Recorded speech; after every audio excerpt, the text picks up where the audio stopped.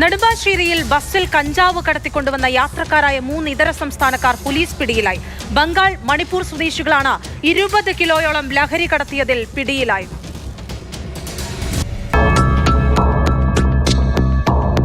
നെടുമ്പാശ്ശേരി അത്താണിയിലാണ് വൻ കഞ്ചാവ് വേട്ട നടന്നത്. 20 കിലോഗ്രാമോളം വരുന്ന കഞ്ചാവാണ് പിടികൂടിയത്.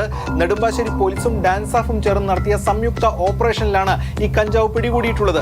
ബസ്സിൽ കടത്തിക്കൊണ്ടുവരികയായിരുന്നു കഞ്ചാവ്. പോലീസ് സംഘം ബസ് തടഞ്ഞു നിർത്തി പരിശോധിച്ചു.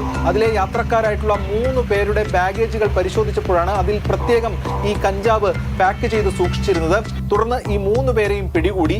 ഫിറോസ് ലിയ, ബാബർ അലി, നരേഷ് ദാസ് എന്നിവരാണ് അറസ്റ്റിലായത്.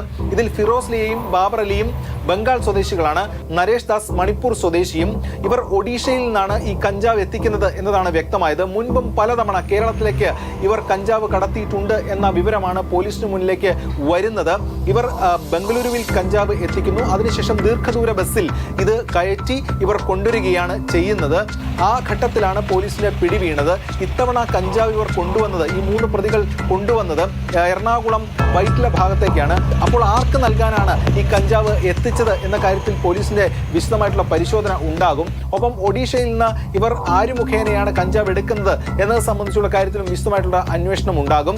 ഇവർ ഇവിടെ കഞ്ചാവ് എത്തിച്ച ശേഷം പലർക്കും വിതരണം നടത്തി മടങ്ങുകയാണ് ഇവരുടെ രീതി എന്ന കാര്യമാണ് ഇപ്പോൾ പോലീസിന്, നെടുമ്പാശ്ശേരി പോലീസിന് ബോധ്യമായിട്ടുള്ള കാര്യം. ഇവരെ കേന്ദ്രീകരിച്ചുകൊണ്ട് വിശദമായിട്ടുള്ള അന്വേഷണം നടക്കുന്നുണ്ട്.